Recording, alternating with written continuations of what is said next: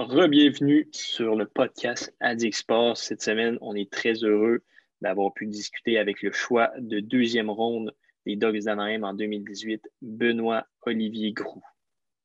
Yes, exact. Donc, super beau parcours là, que Benoît Olivier là. C'est un jeune joueur. Là. On a beaucoup discuté avec lui. Il nous a raconté des belles anecdotes sur son parcours et des très belles histoires. Fait que, on a bien hâte que vous écoutez ça. Super bon podcast à vous. Salut Arnaud. Salut Émile, tu vas bien? Ça va bien toi? Yes, super. Encore une fois, là, énormément content d'être ici avec toi et avec notre invité du jour. Yes, donc cette semaine, vraiment, vraiment heureux, vraiment honoré là, de pouvoir recevoir sur le podcast un joueur, là, un espoir de l'organisation des Ducks d'Anaheim puis qui joue présentement pour le club école à San Diego, Benoît Olivier Groux. Salut Benoît Olivier, comment ça va? Salut les boys, ça va bien vous autres? Yes, Ça super. va super bien. Un gros merci de nous accorder ton temps cet après-midi. On est content de pouvoir discuter avec toi. Puis comme tu peux voir en arrière, j'ai un chandail des Ducks, fait que je suis bien content de pouvoir discuter avec toi aujourd'hui. C'est parfait. Plaisir. Comme on commence un petit peu comme ça là, avec tous les invités qu'on reçoit, juste avoir un petit peu un topo sur le début de ta carrière, plus au niveau, quand tu étais jeune, la piqûre que tu as eue pour le hockey, comment tout ça s'est passé avant, toi par exemple, avant d'arriver là, dans la LHJMQ, comment tout ça s'est passé, comment ta passion pour le hockey s'est développée? Ouais, ben moi, ça s'est vraiment transmis de génération en génération. Mon grand-père, ça a été un recruteur longtemps dans la Ligue junior majeure du Québec. Puis mon père, comme vous savez probablement, il a été un coach longtemps pour les Olympiques de Gatineau, je pense 12-13 ans. Puis en ce moment, il est avec le Crunch de Syracuse pour le club école de Tampa. Fait que, je pense que ça a été vraiment facile pour moi de prendre la piqûre du hockey. Puis, dès que j'ai commencé à patiner, j'ai commencé, je pense, à 3 ans à faire du patinage. Puis, j'ai commencé à 5 ans dans le mag. Puis, depuis ce jour-là, j'ai jamais regardé en arrière. Puis là, on va enchaîner assez vite. Là, dans le temps, tu dis que tu as joué là, depuis 3 ans. Après ça, un fait saillant de ta carrière, là, c'est que tu as été repêché premier au total là, par les Moussets d'Halifax quand tu sortais du midget 3. Qu'est-ce que ça représentait pour toi d'être repêché premier au total dans le repêchage de la LGMQ? Puis c'était comment de partir, parce que je pense que tu as ton midget là, proche de chez toi à Gatineau, puis c'était comment de partir d'un maritime? Là? Comment tu as vécu tout ça? Oui, c'est ça, je m'en souviens. Dès que mon entraîneur midget me dit que j'avais fait l'équipe, un de mes buts, c'était juste vraiment d'être repêché junior majeur. Puis je m'en souviens, dans ce temps-là, je pense pas que mon classement était. Je pense même pas que j'étais classé en première ronde, honnêtement. Okay. Puis les premières games, demandez-moi pas pourquoi. Je pense que je faisais 3 buts par game, je pense les 5 premières games. Puis je pense que la semaine d'après, j'ai été classé premier. Puis je connaissais même pas les autres joueurs qui étaient classés après moi. Fait que je pense que ça a été vraiment vite, honnêtement, cette année-là. Puis après ça, j'ai été aux Jeux olympiques de la jeunesse en Norvège. Puis tout de suite après, c'est le repêchage. Puis j'avais rencontré les Moussets un peu au Combine. Le meeting, ça avait bien été, mais dans ce temps-là, mon anglais, c'était pas vraiment. Fait que il y a un peu une barrière de langage dans ce meeting-là, mais quand ils m'ont dit qu'ils allaient me repêcher premier, j'étais vraiment fier. J'étais vraiment ému un peu, même dans les estrades avec toute ma famille qui était là. Fait que, non, quand j'ai été repêché là-bas, les premiers mois, c'était un peu dur, mais dans une équipe de hockey, tu t'adaptes vraiment vite. Je pense que ça m'a pris environ 3-4 mois à vraiment commencer à bien parler anglais et m'intégrer dans l'équipe. OK. Puis, c'est ça. Puis après ça, tu es resté quand même assez longtemps à Halifax. Là, à ta dernière saison avec eux, tu as été échangé à Moncton, mais tu as quand même resté, je crois, c'est quoi, trois saisons et demie avec Halifax. Oui, c'est ça. Ouais. Tu as eu quand même un beau parcours, une très belle carrière junior. C'est sûr qu'il y a eu quelques embûches, comme tout le monde. Si tu avais un souvenir, ton meilleur souvenir et ton pire souvenir dans toute ta carrière à la JMQ, ce serait quoi? Mon meilleur souvenir, c'est sûr que c'est la Coupe Memorial quand on l'avait chez nous à Halifax en 2019. Honnêtement, c'était le plus beau moment de ma carrière. Juste avec le groupe qu'on avait. J'ai des amis là-dedans qui vont rester qu'on va rester amis toute notre vie, honnêtement. Mm. Les gars comme Laurent, Samuel Asselin, Paliker qui était à Saint-Effect cette année. Cette semaine-là à Coupe Memorial, c'était juste vraiment spécial. Si vous n'avez jamais été à Halifax, c'est fait un peu comme downtown de Montréal, honnêtement. Il y a l'aréna en plein. Ouais.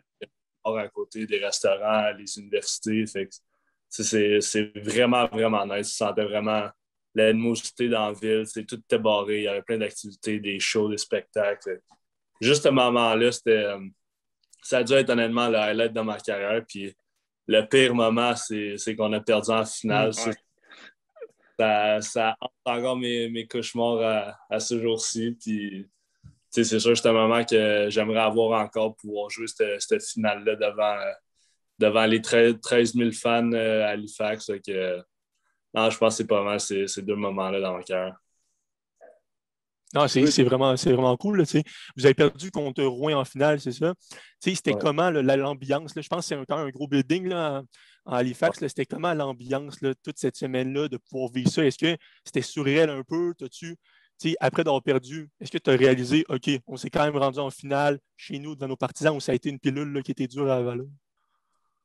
Ça a été vraiment dur, honnêtement. J'étais assez compétitif. Puis cette game-là, je voulais vraiment la gagner pour les fans à Halifax. Ils m'ont vraiment aidé durant mes trois années et demie à Halifax. Ils m'appuyaient, ils me supportaient, même dans les moments un peu plus difficiles. Fait que je voulais vraiment gagner ce match-là pour la ville et pour l'organisation des Moussettes. Puis, non, c'est ça, comme je dis, ça rentre encore là, mais il va falloir que je passe par-dessus à un moment donné. Non, c'est clair. C'est sûr, pas le choix. Puis pendant ces années-là à Halifax, ben, tu as eu le draft LNH aussi qui est arrivé. Avant de parler du draft en tant que tel, comment tu as vécu un petit peu toute l'atmosphère autour du draft, avec les tests physiques, le combine, les rencontres avec les équipes? Comment pour un jeune de la LHJMQ, c'est vivre tout ça?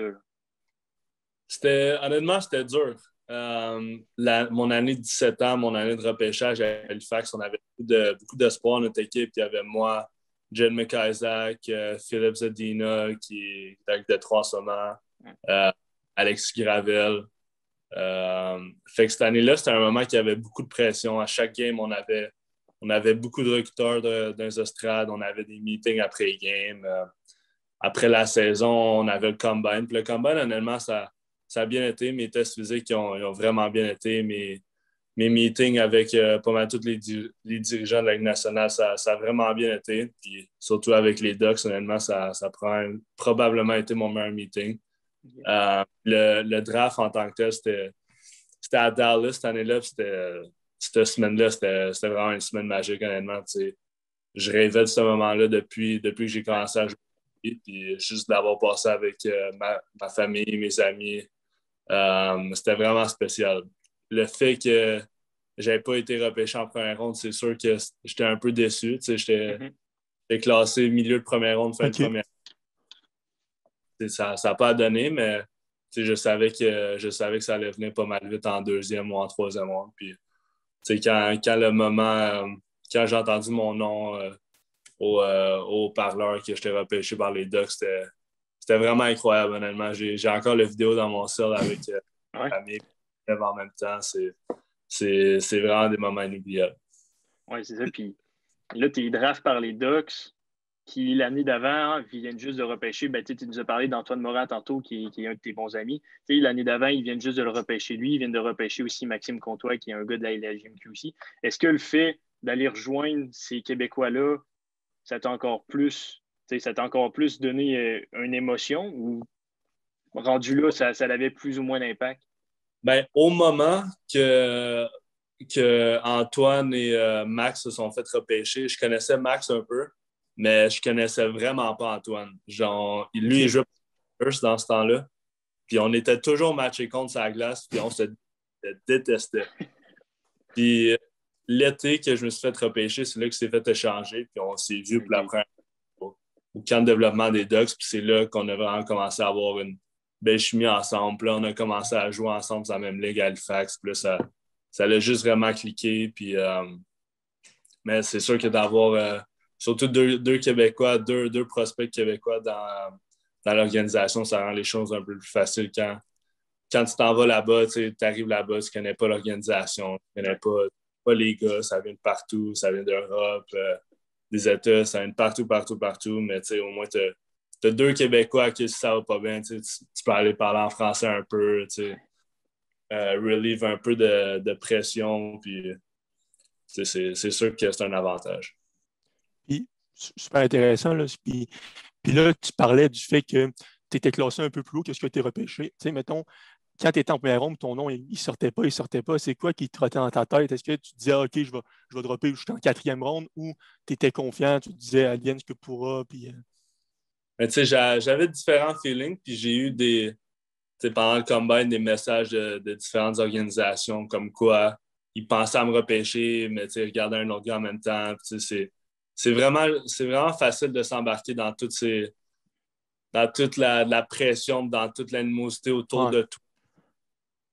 Puis je pense que j'ai fait une bonne job à vraiment gérer la pression, tout ça, les attentes. Puis, mais tu sais, vu que le repêchage, c'est une journée de 2 jours, quand j'ai mon nom la première journée, j'étais pas mal déçu, mais après, j'ai eu le temps d'aller prendre un bon speak avec mes parents, mes amis, vraiment relaxer, puis arriver le lendemain, c'était à 9h, je pense, le repêchage, puis à 9h20, j'étais repêché. Fait, les 2 jours, ils ont vraiment passé vite, mais c'est sûr que le fait que j'avais pas été repêché en première ronde, ça m'a fait mal au cœur un peu, mais le moment où est-ce que tu es repêché, ça reste le même. Ouais. Tout passe. Tu es juste vraiment content qu'enfin, cette année-là de pression et d'attente, ça soit fini, puis que là, enfin, tu peux vraiment juste te concentrer sur le hockey. Puis là, j'ai une petite question par rapport à ça. Tu as été repêché 54e, puis 56e, c'était le Canadien qui repêchait. Est-ce qu'en tant que Québécois, tu te dis 54, pourquoi pas glisser jusqu'à 56 et être drafté par Montréal? Est-ce que tu as eu cette pensée-là? Ça aurait été un honneur pour toi en tant que Québécois ou peu importe? Mais je dois être franc avec toi, mais je pense que les Canadiens avaient 3 choix de deuxième ronde. OK, ouais. Les 2 premiers, je pense que leur premier, c'était Romanov. Ouais. Puis je pense que c'était Ilonen ou whatever qui joue dans la Ligue américaine en ce moment. Ouais. Fait que j'étais sûr que j'allais deuxième. Je savais qu'il allait prendre Romanov. J'étais sûr que j'allais deuxième. Puis en fin de compte, ça n'a pas donné. Puis comme tu dis, le Canadien repêchait 56, 56, je pense. Dominique Ducharme, après que je me sois fait repêcher. Puis je pense que c'est là qu'il m'avait dit je pense que si tu étais livre 56, on te prenait ou quelque chose comme ça. Ouais. Mais c'est sûr que ça aurait été nice en tant que Québécois. J'ai grandi en regardant le Canadien. Je m'en souviens encore aller les voir au Centre Bell contre Pittsburgh en play-off. Il y avait Mike Camilleri qui scorait ses one-timer. Ouais. Fait que c'est sûr, tu penses à ces images-là, tu espères un jour porter le gilet du Canadien, mais en ce moment, je suis vraiment content d'être dans l'organisation des Ducks. Je pense que ici, j'ai vraiment beaucoup de chance de me faire valoir et d'un jour jouer dans la Ligue nationale. Ah, super intéressant. On est rendu avec des scoops, là, Émile, sur le pod. Non, mais c'est super, super cool. Là, je te pose cette question-là, mais tu en as donné vraiment plus que je m'attendais. Non, c'est cool. Puis comment, après tout ça, après le draft, etc., comment s'est passé le camp de développement des joueurs à Nîmes? La première fois que tu arrives là, c'est quoi tes impressions? As-tu une pression? Avec quel état d'esprit tu arrives à ton premier camp de développement dans la Ligue nationale? Le camp de développement, honnêtement, c'était pas si pire. D'habitude, c'est pas mal tout, juste les jeunes joueurs ou les gars de deuxième année. Fait que, les Ryan Getzlaf, Corey Perry, cette année-là, c'était pas là encore.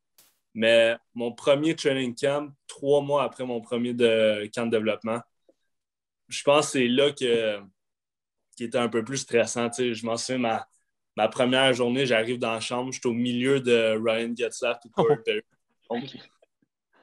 Fait que là, je vois les deux qui viennent s'asseoir à côté de moi, ils commencent à me parler comme si ça faisait 10 ans que je jouais avec eux. Puis c'est juste vraiment des bons gars, des bons vétérans. Puis tu vois qu'ils veulent vraiment que les jeunes percent un jour, puis ils aident ça dans dehors de la classe. Fait que je pense que les vétérans de l'équipe ils ont fait vraiment une bonne job avec les jeunes joueurs cette année-là. Puis mais non, c'est sûr qu'au début, c'était un peu stressant. Mettons qu'ils les 2 passes. Ouais, c'est sûr. Ça doit être quand même quelque chose d'impressionnant. Y a-tu un joueur que. Tu me parles de Getzlaf puis Perry, y a-tu un autre joueur que quand t'es arrivé, t'es comme, hey, OK, ouais, shit, je suis là, puis lui, il est là. Y a-tu un joueur Ouais. qui t'a plus impressionné que les autres sur la glace, admettons? Je dirais Cam Fowler. Okay. Je le regardais pratiquer mes premières pratiques. C'est vraiment un bon patineur. Tu le vois de la façon qu'il glisse, vraiment sans donner vraiment de pousser. Il ne perd jamais de vitesse. Jamais, jamais, jamais. Puis la première fois que j'ai embarqué sur la glace avec, c'est là que j'ai vu que c'est vraiment un autre niveau, là, que c'était vraiment un des plus beaux patineurs puis un des meilleurs patineurs que la Ligue nationale, c'est sûr. Son coup de patin, comme il est flawless. Là, c'est juste parfait de la façon qu'il patine. Il est tellement bon avec sa rondelle. Ses passes sont toujours sa palette. Ses habiletés offensives sont vraiment world class. Puis, il prouve encore en ce moment que c'est un des bons défenseurs dans la Ligue nationale. Est-ce que là, tu dis que tu es allé au camp d'entraînement, tu es retranché. Quand tu es retranché, est-ce qu'ils te disent, l'organisation vient te voir et te dit, tu n'es pas pris parce qu'il faut que tu travailles ça, va travailler ça dans le junior? Tu sais, comment ça se passe? Est-ce qu'ils te donnent des conseils? Est-ce qu'ils continuent à te suivre dans tes 2 années junior après? Ouais, vraiment, je m'en souviens quand j'ai été coupé, c'était l'année justement qu'on allait à la Coupe Memorial, puis on l'avait su durant l'été. Mais non, honnêtement, j'étais content. Je savais que les chances étaient assez minces que je fasse l'équipe dans mon premier camp. Puis, honnêtement, j'arrivais là-bas, je voulais donner mon 100%, en apprendre le plus possible. Puis, aller junior, avoir une bonne année junior, en espérant gagner la Coupe Memorial, puis le revenir l'année d'après. Puis, je m'en souviens à mon meeting, il m'avait dit on voit un peu que c'est ton premier camp, il faut que tu améliores encore ton patin, tout ça. Tu le vois à quel point les gars sont bons. Puis, j'avais juste vraiment beaucoup appris de ce camp-là, surtout pour acquérir du leadership justement pour ma 3e saison à Halifax. Puis juste vraiment monter mon niveau de jeu à un autre niveau. Puis je pense que c'est ça que ça a fait, honnêtement. Juste vraiment rester un mois professionnel. Veux pas, ça t'amène à un autre niveau. Puis je pense que c'est arrivé. Oui, puis j'ai perdu la question que je voulais poser. Non, pas de stress. J'ai été perdu dans mes pensées. Je trouve ça super intéressant. Puis là, je voulais revenir sur un moment là, qui est peut-être un peu moins nice pour toi, Béo. Ouais. Quand l'équipe, tu as représenté le Canada à la Coupe Linka Gretzky aux Jeux olympiques de la jeunesse, mais tu as été le dernier joueur retranché de l'équipe Canada U20 qui a gagné le champion mondial junior avec Alexis Lafrenière et tout. On connaît l'histoire. C'est quoi la mentalité que tu as quand tu te retranches comme ça? Est-ce que c'est je vais montrer qu'ils ont tort? C'est comment que tu t'es retourné dans ton club après ça? Oui, c'est sûr, ça aussi, c'était un moment dur, honnêtement. J'hésitais entre les deux. Mais je m'en souviens, j'étais allé là-bas. En République tchèque, tu es allé là-bas, OK? Ouais. J'étais allé là-bas. J'ai fait les pratiques. J'ai joué une game hors concours contre la Suisse, je pense. Puis, à ce point-là, tu te dis, là, je suis pas mal dans l'équipe. Je viens de faire les gars. Ils me disent, c'est quoi mon rôle dans l'équipe, tout ça. Puis, tu apprends le lendemain après la game que faut que tu fasses 10 heures d'avion pour toi. Tout seul, ouais. Ouais, tout seul. Puis, non, c'est sûr, c'était vraiment plate. C'est vraiment une grande déception. Puis, mais je pense que j'ai vraiment appris de ça. Puis, en plus, 2 jours après, je me suis fait échanger à Moncton. À Moncton, oui. C'était vraiment un quick turnaround, honnêtement. J'avais pas le temps de trop être triste à propos que je me suis fait retrancher, tout ça. J'arrivais à Moncton dans une nouvelle équipe, un nouveau challenge, un nouveau groupe de gars. Puis, j'étais vraiment excité à propos de ça. Je le savais un peu avant que j'aille au World Juniors que j'allais me faire changer. Mais j'étais arrivé à Moncton, j'y pensais même pas, honnêtement. J'avais Gabriel Fortier aussi qui avait pas été au World Juniors. J'y parlais un peu. Puis on était coloc en plus à Moncton. Fait on a eu le temps d'en parler un peu, faire un gros debrief sur ça. Puis je pense que ça m'a aidé un peu à revenir plus fort. Puis à Moncton, j'ai dû jouer probablement mon meilleur hockey là-bas. Fait que, la mentalité, un peu pour revenir à ta question, c'est tu veux prouver qu'ils ont eu tort, mais en même temps, tu dis c'est dur c'est dur d'avoir cette mentalité-là quand ils gagnent les Ouais, World c'est Juniors. ça, exact. Ouais. Mais il faut que tu motives d'une certaine façon. Il faut que tu prennes cette expérience-là comme un outil dans ton coffre à outils. Puis je pense vraiment que c'est ça que j'ai fait, surtout pour gérer la pression, les attentes, les déceptions surtout. Fait que je pense que j'ai sorti de cette expérience-là comme une meilleure personne, puis deux, un meilleur joueur de hockey, c'est sûr. Oui, puis 100%. Puis comme tu dis, après ça, tu as eu une très belle fin de saison à Moncton. Là, cette saison, tu t'amènes à San Diego dans le club école des Ducks. Tu connais aussi un très bon début de saison. Comment s'est fait là, un peu l'intégration à San Diego en tant que COVID en plus? Comment tout ça s'est fait? Ton arrivée à San Diego, COVID, début de la saison. Comment tu as vécu ça? Ouais, ben moi, ça fait depuis le 10 août, je suis ici en ce moment.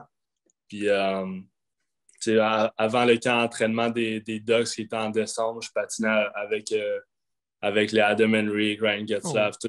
OK. Ça m'a vraiment aidé à m'adapter un peu au style professionnel. Puis je pense que c'est grâce à ça un peu que je connais du succès vraiment tôt dans la saison, puis que je suis capable de produire à cette pace-là aussi. Mais tu sais, au camp d'entraînement, c'était vraiment un camp condensé, honnêtement. J'ai jamais fait ça de ma vie. C'est comme si tu faisais un camp d'entraînement pour un tournoi, puis le tournoi était C'était épouvantable, honnêtement. C'était vraiment dur. On avait des tests physiques, des pratiques tout après. Le lendemain, un match intra-équipe. Après ça, un autre match intra-équipe durant la journée. C'était vraiment drainant, honnêtement. C'était 10 jours-là, c'était vraiment exigeant. Puis honnêtement, quand ils m'ont dit que je retournais dans la Ligue américaine, j'étais vraiment excité. J'avais juste hâte de jouer au hockey, avoir un autre challenge, mon premier goût chez les professionnels. Puis depuis ce temps-là, ça va vraiment bien. Les gars, ils m'ont vraiment accepté dans l'équipe. Le coach m'a donné un rôle que je peux vraiment avoir du succès. Puis je pense que je monte ça un peu en ça.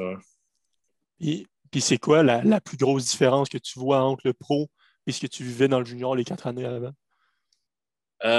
Honnêtement, je dirais pas mal tout. C'est les ouais, gars, moi, je suis pas mal le plus jeune ici. Puis, les gars, ils ont tous 25, 26, 27 ans, puis ils ont déjà une couple d'années dans la Ligue américaine, soit dans la Ligue nationale. Fait l'exécution de c'est vraiment la première chose qui m'a sauté aux yeux. Il n'y a aucune mauvaise passe dans le professionnel. Les passes sont toutes vraiment raides, toute sa palette. Les gars sont extrêmement créatifs, sont extrêmement intelligents. Puis, junior majeur, tu as souvent les 2 premières lignes ou 3 premières lignes, dépendamment de quelle équipe que tu es, qui ont le potentiel de jouer chez les professionnels un jour. Puis, il y en a là-dedans qui vont pouvoir y accéder. Il y en a là-dedans qui vont devoir prendre une autre route, soit en Europe, tout ça, parce que leur skill set, ils ne leur permettent pas de jouer chez les professionnels. Ça ne veut pas dire que tu es un mauvais joueur de hockey. Fait que ça, d'après moi, c'est un peu la différence, surtout la maturité dans la façon que tu joues chez les professionnels et chez les juniors. C'est complètement différent. Tu ne peux pas faire les affaires que tu faisais junior chez les pros. Ouais. Toi, tu vas te faire frapper en plein milieu de la glace ou tu ne joueras pas de la game. Il faut t'adapter un peu dans le style que tu joues, dans le rôle que tu es. OK, ouais. Puis, tu sais, à Anaheim, vous êtes une équipe assez jeune, une équipe qui est en reconstruction. Là, il y a les Zegras, les Drysdale, Max Comtois, vraiment de la jeunesse qui est là. Toi, comment tu vois ça? Est-ce que justement tu es optimiste par rapport à tout ça, justement d'être capable de te tailler une place dans un alignement qui est plus jeune versus si tu étais dans un marché où l'alignement est déjà en place, qui se bat pour une Coupe cette année, où il y a plus de vétérans? Comment tu vois ça, tout ça? Est-ce que tu restes confiant d'aller chercher ta place dans l'alignement peut-être l'année prochaine ou l'année d'après? Oui, 100%. C'est ma première année professionnelle. C'est ça. Je pense qu'en ce moment, j'apprends beaucoup de choses chez les pros. Puis je pense que ça va m'aider beaucoup dans le futur. Surtout l'année prochaine. Comme tu dis, avec tous les jeunes qui arrivent, je pense que je suis vraiment optimiste à me faire une place très bientôt. Puis sais, justement, vu que l'équipe se tourne plus vers les jeunes, ça me donne une chance de plus de faire l'équipe.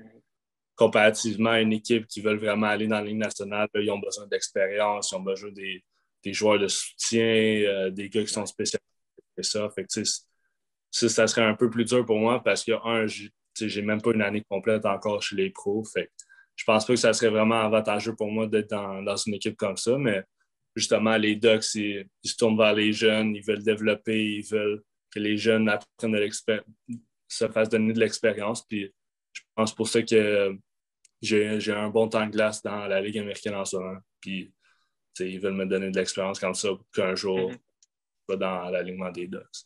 Puis là, quand tu as écrit, ça te donnait, ça correspondait avec le temps qu'il était sur la Taxi Squad des Ducks. Comment ça s'est passé? Là? Combien de temps tu es resté sur la Taxi Squad? Quand tu es sur la Taxi Squad, comment ça se passe un petit peu l'ambiance? Là? Ouais, je pense que je suis resté 5-6 jours dans le Taxi Squad. Puis, j'ai fait le road trip à Los Angeles, aller voir. C'est cool. J'ai fait une couple de pratiques avec eux, morning skate, je m'entraînais avec eux dans le gym. Fait que tu fais pas mal partie de l'équipe, mais tu joues pas les games. Ouais. T'es comme un peu un gars de pratique au cas où que quelqu'un se blesse, puis là, il faut que tu remplaces immédiatement. Fait. Mais tu sais, c'était la première fois que j'étais un peu call-up dans le taxi. Fait que, non, tu sais, juste de voir les gars, c'est quoi leur routine à chaque jour, leur effort durant les pratiques, le style de jeu de la Ligue nationale, à quel point c'est vite, à quel point tu prends des décisions sur le moment. Fait que, je pense que tout ça, juste cette semaine-là, je pense que ça m'a vraiment aidé à m'imaginer à quel joueur je devrais être dans la Ligue nationale dans la prochaine année ou dans les prochaines années. Fait que, non, je pense qu'à chaque fois que tu as une chance comme ça de vraiment être talentueux, professionnels qui ont joué longtemps dans la Ligue nationale, il faut vraiment que tu prennes ta chance et que tu regardes le plus pour acquérir de l'expérience. Cool. Je pense on voudrait savoir, là, quand tu signes ton premier contrat professionnel, je pense que tu l'as signé en 2019, c'est quoi le feeling? Tu as une fierté immense, j'imagine. Puis est-ce que tu fais un gros achat avec le premier chèque que tu reçois pro ou tu avais un bonnet à signature? Je ne sais pas. Comment ça se passe, là, le premier contrat pro? Ouais, c'est quand je me suis fait couper à 18, il m'avait dit qu'il allait me signer direct quand je revenais à Halifax. Fait que non, c'était vraiment nice. J'étais avec mes amis à Halifax. Puis quand j'ai reçu le contrat, je l'ai signé devant eux. Puis ma famille est venue à Halifax en plus, je pense, la semaine d'après. Fait que c'était juste vraiment nice de pouvoir célébrer ça avec eux. Puis non, j'ai pas fait de dépenses à date. Je suis pas mal raisonnable avec mon argent. Puis mon père, il est vraiment piqué sur ces affaires-là, vraiment sur les affaires financières et tout ça. Fait que j'ai juste placé mon argent. Je touche pas. C'est sage, c'est sage. Ouais, c'est ça. Fait que, je pense pas que j'avais besoin non plus de faire une grosse dépense. J'avais mon char à Halifax, j'étais en pension là-bas. Fait pas besoin de m'acheter un appartement ou whatever. Mais non, j'ai pas fait aucune dépense là. OK, non.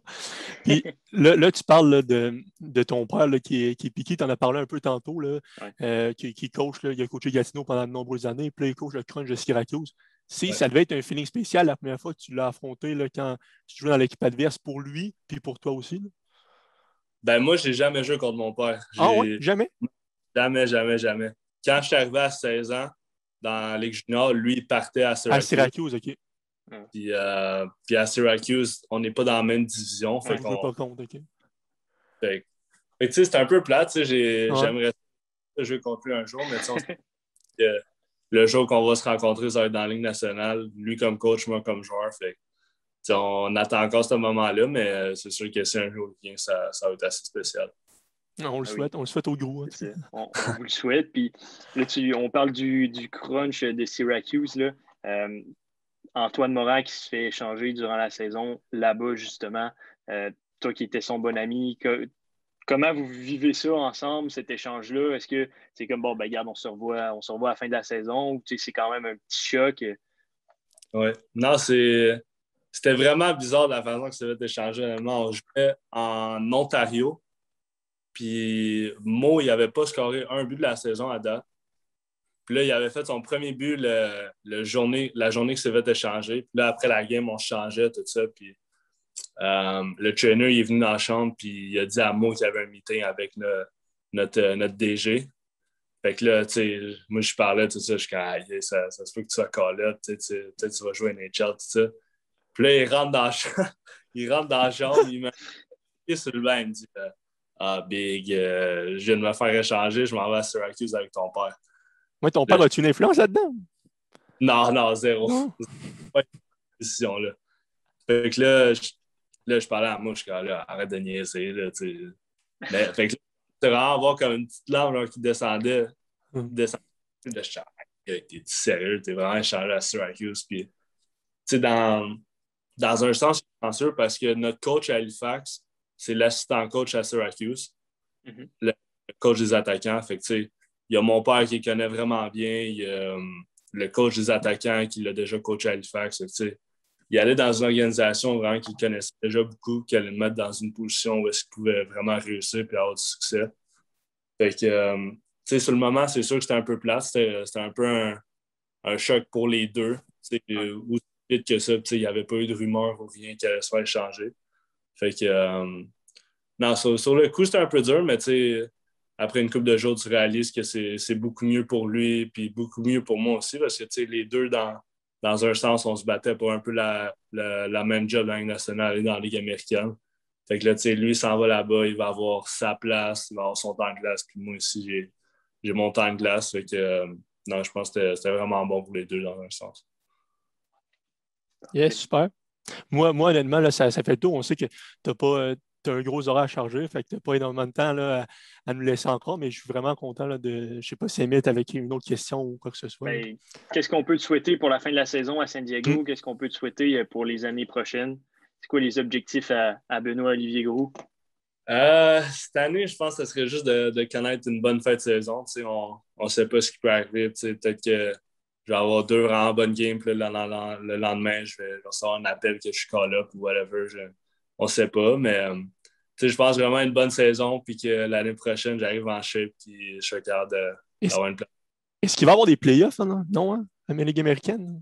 On ne sait même pas, nous autres. Ouais, même. C'est ça à Laval, c'est ça aussi. Ouais. Mais en ce moment, je pense qu'on va en avoir, mais c'est vraiment pas sûr. Là. Oui. On te souhaite tout ça. Ouais, c'est ça super intéressant. Merci. Yes, on te souhaite de performer, on te souhaite d'être appelé à Anaheim puis de connaître une belle carrière. On va continuer à te suivre. Un gros merci de nous avoir accordé ton temps cet après-midi. On était bien contents d'avoir pu discuter. Merci d'avoir été là. C'est bon, merci Bélier. Merci les boys. Un gros merci. C'est bon, ciao. Salut. Ouais.